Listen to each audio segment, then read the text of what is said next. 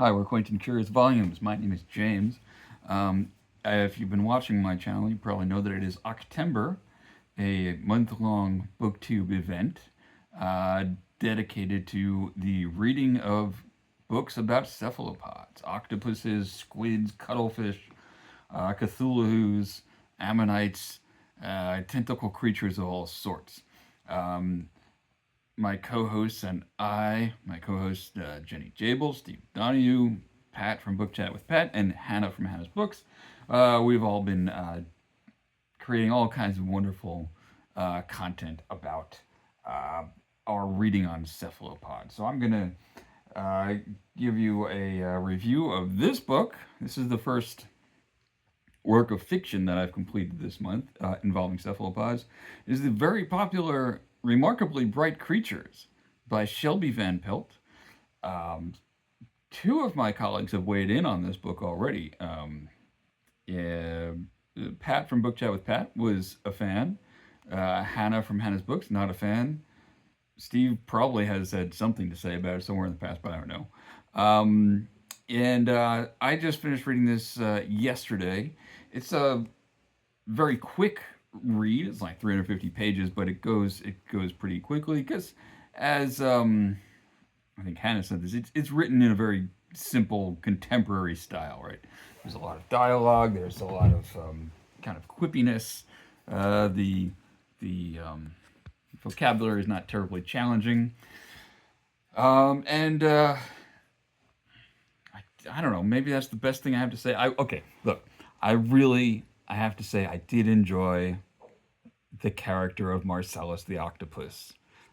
His sort of snobbish, uh, uh, gothic, goth in the emo teenager kind of mode. I kind of liked Marcellus the octopus. The human characters, um, Marcellus. See, this is the kind of okay. I won't give away the joke that Marcellus tells at the end, but look, you can probably guess what it is. As you can guess, pretty much everything that's going to happen in this book in like the first 50 pages. You're going to say, I suspect that this is going to become this. It is. Trust me, it is. Whatever it is. Um, so, I, if you if you're like into Tova and her whole life and her story, maybe if you have some similar experience of grief to hers, maybe it makes more sense.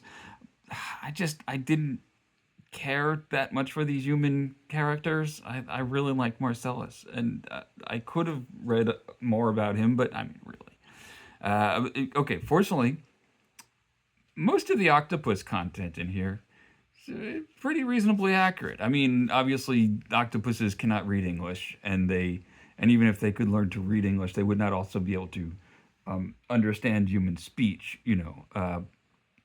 and the English language as spoken, is distinct from reading, which Marcellus does both. Octopuses do have a sense of hearing, but it's not that refined. But anyway, I mean, I'm not. You're not here for me to pick nits about octopus fiction. Um, let's see. He talks about wolf fishes or wolf eels and how ugly they are. Indeed, they are. Okay, let me say this really kind of annoyed me. The character of Cameron, who there's a surprise twist to who he turns out to be, which will not surprise you at all. But Cameron, this guy has like not two nickels to rub together. He gets thrown out by his girlfriend, who throws him out on the street with all of his stuff in a box, right? And or maybe it's a plastic garbage bag, right? And then he goes to his aunt's house, who raised him, because his mother is estranged and troubled, and his mother gives him a box which has some stuff in it, which sets him off on this quest, right?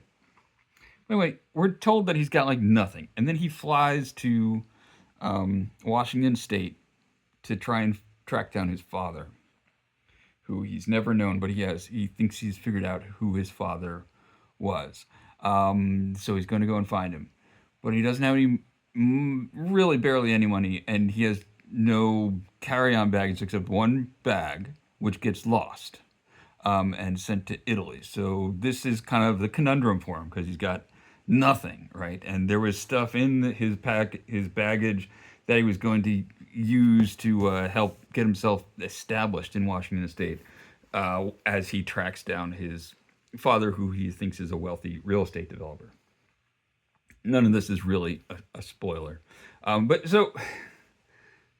so he's got his baggage, as I said, gets lost, gets sent to Italy, and doesn't get returned to him almost till the very end of the book. But at a certain point, he makes a friend, and he's sitting in the friend's house while he does laundry, and it says that he was, oh right, because Cameron is also the lead guitar player in an experimental heavy metal band called Moth Sausage.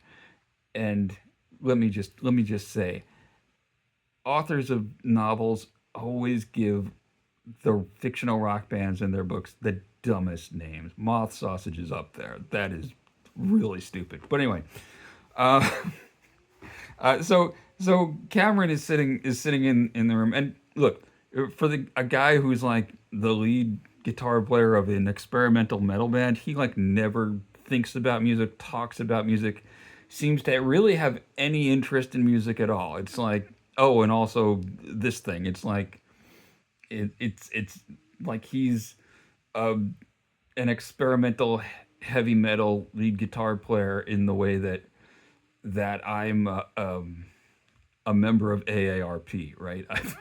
It's like occasionally it occurs, right? But I don't really think about it or care too much about it. Um, yeah, which seems really strange. Okay, so anyway, he's sitting in his friend's apartment doing his waiting for his laundry to finish, and it says he's playing his Fender, which is a brand of electric guitar you probably know. Um, what wh- what Fender? Where did this Fender come from? How did he? You can't you can't bring that as a carry-on. And he said his carry-on had to get checked under the plane because the compartment was too small, right? Uh, what? Where's this Fender? Where's it been this whole time? And then a second time gets mentioned that he has his Fender with him somewhere. What's this magical Fender? Okay, look, this is this is not a Fender. This is the Squire. But look at the size of this thing. This is the kind of guitar that he has. It's a heavy, solid slab of wood. It's long. It's you. This is not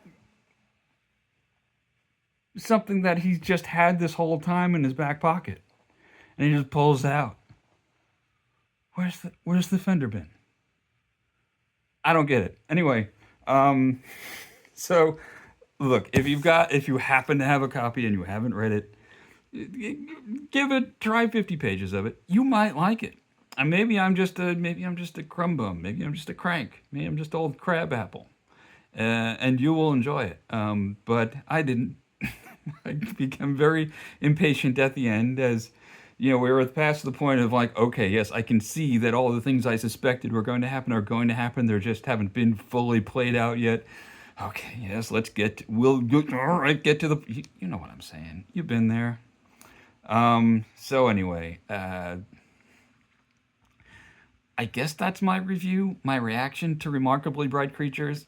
Uh, Kind of not great. Okay, so what am I doing next? I've started on Monarchs of the Sea. So what am I, about 30 pages in? So far, really great. Uh, Scientific, but a really kind of colloquial approach. It's sort of conversational is the voice that this author Dana Staff has. So if you like that kind of thing, it's good.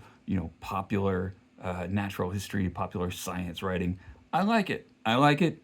I like it so far. So um, that is a for this and a for this and a. Where's he keeping that thing for the Fender guitar? All right. Thanks for watching. Sorry about the slipping camera. Let's look at. Let's let's visit little Louise. She hasn't appeared for a few videos, but maybe you want to say hi. Maybe you want to say hi. Hey, baby. Hey, baby. Look at the people. Yeah. All right. This is my dumbest video ever. Thanks for watching. Bye.